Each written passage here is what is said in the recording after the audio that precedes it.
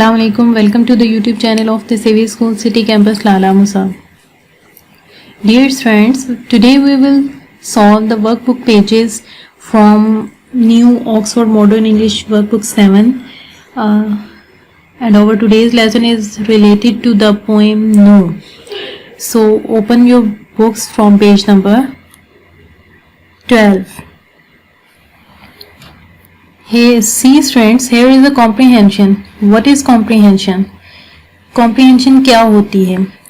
Comprehension in fact आपको एक passage given होता है और उसके एंड पे आपको कुछ क्वेश्चंस दिए होते हैं उसी पैसेज से रिलेटेड. आपने उस कॉम्प्रीहेंशन में करना क्या होता है, पैसेज को रीड करना है केयरफुली और देन उसके एंड पे जितने भी क्वेश्चंस पूछे गए हैं आपने उस पैसेज में से आंसर्स जो हैं वो सॉर्ट आउट करके वहाँ पे लिखने हैं, उनके आंसर्स देने हैं.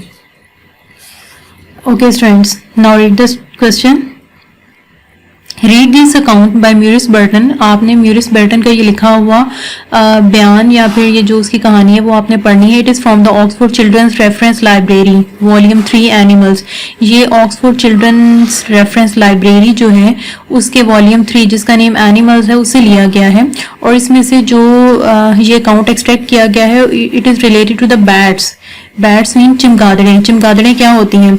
ये आपको पिक्चर में एनिमल्स कुछ दिखाए गए हैं जो फ्लाई कर रहे हैं, तो ये जो एनिमल्स हैं ये क्या है? Bats. Okay, let's start reading. Bats are the only mammals that truly fly. Bats वो वाहिद मैमल्स हैं जो कि वाकई उड़ते हैं.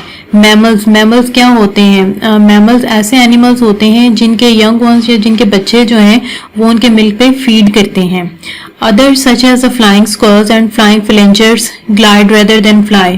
इसके अलावा कुछ और एनिमल्स हैं जैसे कि फ्लाइंग स्क्वायर्स उड़ने वाली गिलहरी एंड फ्लाइंग फ्लेंजर्स. फ्लेंजर्स क्या होते हैं? ये लोमड़ी की तरह वाले जानवर होते हैं जो कि उड़ सकते हैं.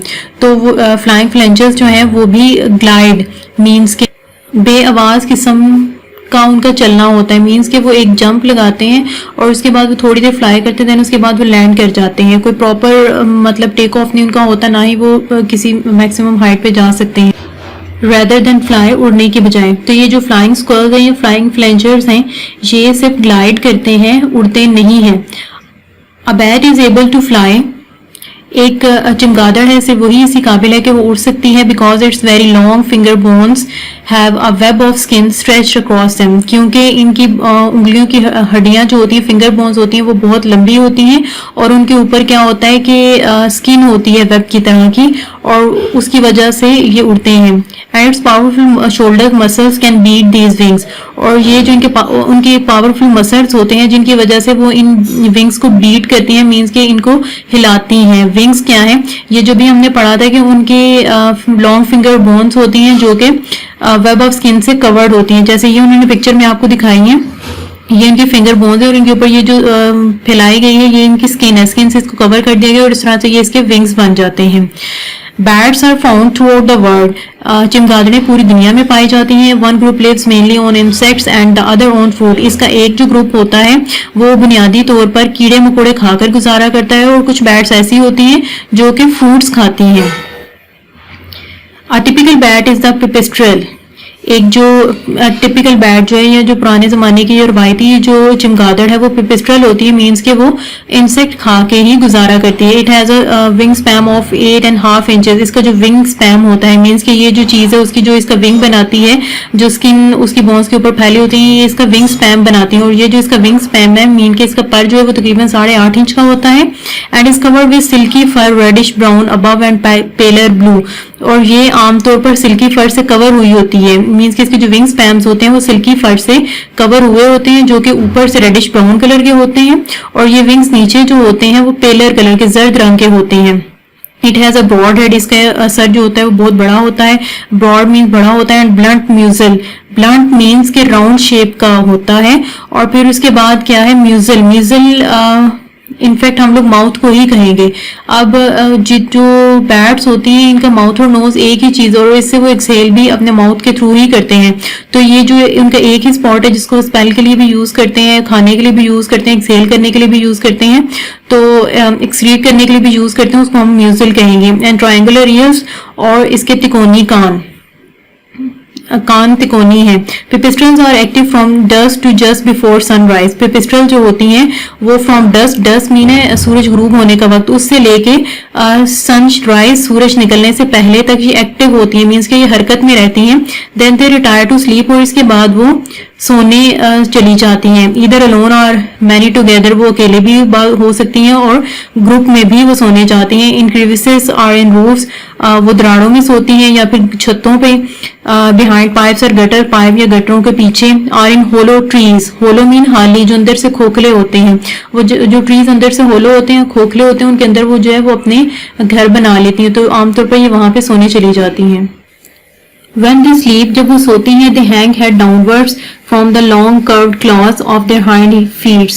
वो अपने पिछले पैरों के जो गुलाई वाले जो पंजे होते हैं उनको नीचे की तरफ उनको लटका कर अपने सर जो है वो नीचे कर लेती हैं। मीन्स के वो अपने जो फीट हैं उनको वो ट्री की ब्रांच के साथ या जहाँ कहीं भी वो सोती हैं वहां पे उनके साथ अपने पाँव जो है वो टका लेती हैं और अपने सर जो है नीचे की तरफ लटका देती हैं।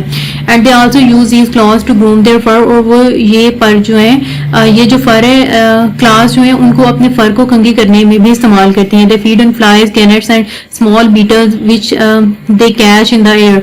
ये आमतौर पर मक्खियां, मच्छर और भिड़ें जो होती, छोटी भिड़ें जो होती हैं उनको हवा में से पकड़कर खाकर गुजारा करती हैं। Pipistrelles and all night flying insect eating bats have small weak eyes.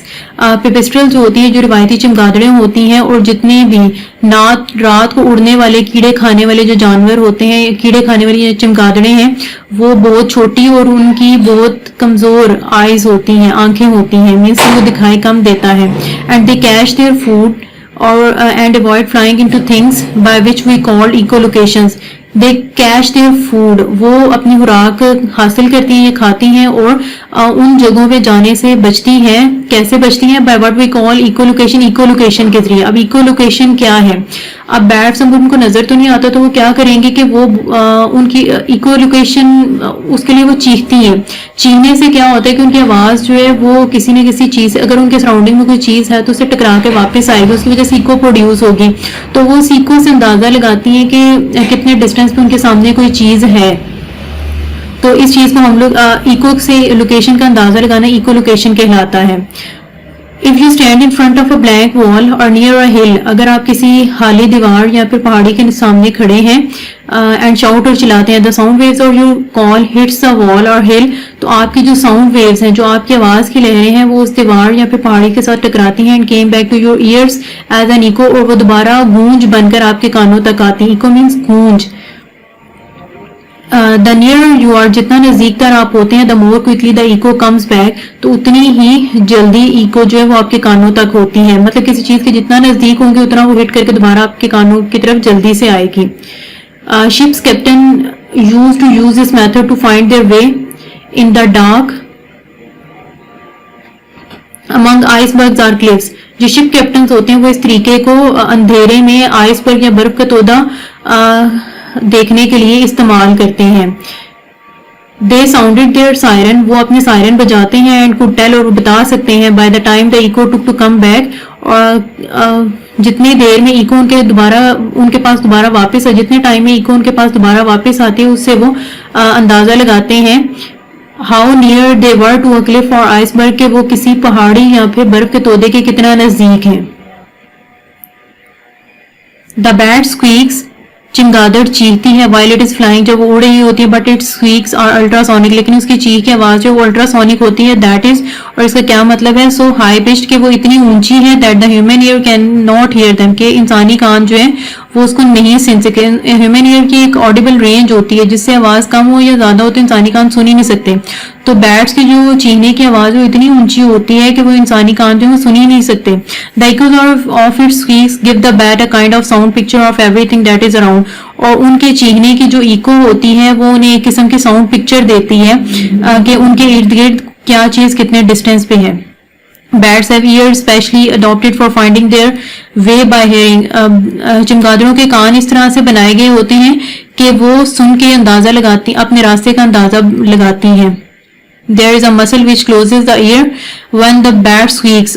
कान के अंदर एक मसल होता है जो कि चमगादड़ जो है जब चीखती है तो बंद हो जाता है, but open opens it in time to receive the echo, लेकिन वो एन उस वक्त उसको ओपन कर लेती है, उस मसल को ओपन कर लेती है जब इको की साउंड उसके कानों तक पहुंच आती है। मींस कि जब वो चीखती है तो वो उसके मसल्स जो है वो कान को बंद कर देते हैं कि उसकी हेयरिंग जो है वो डैमेज ना हो, लेकिन जब उसकी इको प्रोड्यूस होती है और इको जब वापस उसके कान तक आती है तो इतनी देर में उसका मसल जो है वो ओपन हो जाता है। Also inside the ear is a earlet, उसके कान के अंदर एक छोटा सा एयरलेट होता है just beside the ear hole कान के सुराख के बिल्कुल साथ, which probably help in direction finding, जो कि शायद उसको डायरेक्शन फाइंडिंग में या सिम्प मालूम करने में हेल्प करता है। Bats have babies born year, चमगादड़ों के साल में एक दफा बच्चे होते हैं। When the baby bat is born, जब एक बच्चा चमगादड़ पैदा होता है, ब्लाइंड एंड नेकेड, तो वो बिल्कुल अंधा होता है, नेकेड और फर के बगैर होता है। The mother first put it in a pouch made by bending her tail forwards, तो उसकी मदर सबसे पहले जो है वो अपनी टेल को आगे की तरफ बेंड करके एक पाउच सा बना लेती है और उस बच्चे को उसमें रखती है। Then she places it on her chest, फिर वो उसको अपनी छाती पर रख लेती है। वेयर इट हैंग्स, जहां पे वो उसे लटका लेती है। Clinging on to her fur with hid claws, अपने पंजों के साथ अपनी फर के अंदर लपेट लेती है। It stays there for about 2 weeks, ये तकरीबन 2 हफ्ते तक वहां पे रुकता है। वाइल शी फ्लाइज अबाउट, और इसी दौरान वो उड़ जाता है। Then when it is a bigger, लेकिन जब वो थोड़ा बड़ा होता है, she hangs it by its feet in some safe place while she flies off to find food. जब वो थोड़ा सा बड़ा होता है तो वो जब वो राह की तलाश में बाहर उड़ती है तो किसी महफूज जगह पे वो उसे अपने पाँव में भी लटका लेती है। व्हेन शी रिटर्न्स, और जब वो वापस आती है, she replaces it on her chest, तो वो उसे दोबारा अपनी छाती में छुपा लेती है। इन अबाउट 3 months, तकरीबन 3 महीने में, the young bat begins to fly, नौजवान या नन्ही चमगादड़ जो है वो उड़ना शुरू कर देती है। ओके स्टूडेंट्स, पैराग्राफ तो हम लोगों ने पढ़ लिया, पैसेज जो हमें गिवन था वो हम लोगों ने पढ़ लिया अच्छे तरीके से, ट्रांसलेट भी मैंने आपको करके बता दिया। होप सो आपको इसकी समझ आ चुकी होगी। तो अब इन क्वेश्चंस को देखते हैं। First question is, what do you think the author means by saying bats are the only mammals that truly fly, कि ऑथर ने या मुसन्निफ जो है, जो राइटर है जिसने ये पैसेज लिखा है, उसने कहा है कि बैट्स यानी कि चमगादड़ें ही वो वाहिद मैमल्स हैं जो वाकई ही उड़ सकते हैं। तो ऐसा क्यों उसने कहा है? Other mammals such as flying squirrels can only glide, बाकी जो मैमल्स हैं जैसे कि उड़ने वाली स्क्वल्स होती हैं वो सिर्फ ग्लाइड करती हैं, मीन्स कि वो एक छलांग लगा के कुछ डिस्टेंस तक वो फ्लाई करती हैं, उसके बाद वो लैंड कर जाती हैं, आगे फर्दर मूव नहीं कर सकती हैं। इन the air bats can flap their wings and fly, जबकि जो चमगादड़ें होती हैं वो अपने विंग्स जो है, जो उनके विंग्स पहनते हैं, जैसे मैंने आपको बताया था कि उनकी बोन्स के ऊपर स्किन का वेब बना होता है, तो वो उसके विंग्स हैं और उन विंग्स को वो फ्लैप करती है, मीन्स कि फड़फड़ाती है, बंद करके खोलती है और इस तरह से वो फिर उड़ती भी है। इसलिए उसने कहा है कि सिर्फ ये वाहिद मैमल्स हैं जो कि उड़ सकते हैं। डू बैट्स हैव विंग्स, क्या चमगादड़ों के पर होते हैं? हाउ डू दे फ्लाई, वो कैसे उड़ती हैं? No, bats have long finger bone with a web of skin stretched across them, bats के विंग्स नहीं होते। बैट्स के क्या होते हैं? Bats have long finger bones, चमगादड़ों की लंबी उंगलियों वाली हड्डियां होती हैं जिनके ऊपर स्किन का जो वेब है, स्किन का जो जाल है वो फैला हुआ होता है, और इसी को वो अपना विंग बनाती हैं और इसी को फ्लैप करके वो फ्लाई करती हैं। What does echolocation mean? Echolocation का क्या मतलब है? Echolocation means listening to the echoes of sound from objects. Echolocation का मतलब है कि कुछ चीजों से या कुछ चीजों के डिस्टेंस से आप जो साउंड की इको जो होती है या आवाज की जो गूंज होती है वो सुनते हैं। गूंज क्या होती है, इको क्या होती है? जब हम लोग कुछ बोलते हैं, एक एम्प्टी रूम है, अगर आप उसमें कुछ बोलते हैं, आप एक दफा तो वो कुछ अल्फाज कहते हैं, वो आपके मुंह से निकलती है, उनकी आवाज आती है, फिर क्या होता है कि वो वॉल्स के साथ वो आपकी साउंड वेव्स टकरा के वापस आपके कानों तक आती है, तो आपको आवाज डबल आती है, तो वो चीज आपकी इको कहलाती है। तो यही उन्होंने कहा है कि आप कुछ ऑब्जेक्ट से जो है वो साउंड की इको जो सुनते हैं उसको इको लोकेशन कहते हैं। And being able to tell, और फिर आप ये बताने के काबिल हो जाते हैं, where one is situated by the time taken for the echo to return, और जितनी टाइम में इको जो है वो वापस आपके कानों तक आती है उसे हमें पता चलता है कि कौन सी चीज कहाँ पे पड़ी हुई है या कितने डिस्टेंस पे है कोई चीज। Next question is, what does the author mean by saying, मुसन्निफ का ये बात कहने का क्या मतलब है? Inside there is an earlet, कान के अंदर एक छोटा सा एयरलेट होता है, just beside the ear hole, कान के सुराख के बिल्कुल साथ, which probably helps in direction finding, जो कि शायद उनको डायरेक्शन फाइंड करने में हेल्प करती है। द ऑथर मीन, मुसन्निफ का मतलब है दैट द एयरलेट मे और may not help in direction finding, कि जो एयरलेट्स उसके कान में है वो हो सकता है कि डायरेक्शन फाइंड करने में उसकी हेल्प करें और नहीं भी हो सकता, मीन्स कि उसको कंफर्म नहीं है ये चीज। Scientist have not yet found the correct answer, और जो साइंसदान है उनको भी अभी तक इसका सही जवाब नहीं मिला। Next question is what does the author mean when he says the baby bat is born naked. अब मुसन्निफ की इस बात कहने का क्या मतलब है कि जो बेबी बैट है वो जब पैदा होती है तो वो नेकेड होती है, मीन्स कि अनकवर्ड होती है। इट मीन्स, उसका मतलब है that the baby bat is born without a covering of fur. उसका मतलब है कि जब एक बेबी बैट जो है वो पैदा होती है तो उसके ऊपर फर की कोई कवरिंग या फर की कोई लेयर नहीं होती। Next question is What does ultrasonic mean? Ultrasonic का क्या मतलब है? Ultrasonic means above the range of sound that human can hear. ऐसी आवाज, ऐसी साउंड वेव जो आपके ह्यूमन ईयर जो होते हैं, इंसानी कान जो होते हैं उनके लिए ऑडिबल नहीं होती, वो उनको नहीं सुन सकते। ह्यूमन ईयर की जो रेंज होती है, रेंज ऑफ साउंड होती है, या उनकी आवाज की जो लिमिट होती है उससे जो ज्यादा की वेव्स होती हैं उनको हम लोग अल्ट्रासोनिक वेव्स कहते हैं। Make a list of all the hyphenated words in the passage. आपने जितने भी पैसेज में हाइफनेटेड वर्ड्स हैं उनको लिखना है। जैसे फॉर एग्जांपल फिंगर बोन। अब फिंगर बोन जो ये हाइफनेटेड वर्ड है, हाइफनेटेड वर्ड्स क्या होते हैं? ऐसे वर्ड जिनके दरमियान ये छोटी सी लाइन जिसे हम हाइफन कहते हैं वो यूज की गई होती है। तो ऐसे वर्ड जो है वो आपने सर्च करके लिखने हैं। तो फर्स्ट वर्ड है हमारा finger bone, next night flying, sound picture, insect eating, sound waves, high pitched and direction finding. ये जितने भी वर्ड्स आप लोगों को अभी मैंने लिख के बताए हैं ये सारे के सारे आपके इस पैसेज में हाइफनेटेड वर्ड्स हैं। Can you explain the difference between all night flying and all night flying? क्या आप लोग फर्क बता सकते हैं कि ऑल नाइट फ्लाइंग और ऑल नाइट फ्लाइंग इन दोनों में क्या फर्क है? Use to expression in the sentences which shows the difference in their meaning. और आपने इनको सेंटेंसेस में यूज करना है, इस तरह से यूज करें कि इसका मीनिंग जो है वो अंडरस्टैंडेबल हो जाए, वाजे हो जाए।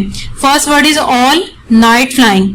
यहाँ पे ऑल आपका सिंगल वर्ड है और दूसरा क्या? Night flying. ऑल सारे, नाइट फ्लाइंग रात को उड़ने वाले। Every bat that flies at night means कि ऐसी चमगादड़, यहाँ पे वो बैट्स के बारे में बात कर रहे थे ना, तो ऐसी बैट्स या हर वो बैट जो रात को फ्लाई करती है वो नाइट फ्लाइंग कहलाएंगी।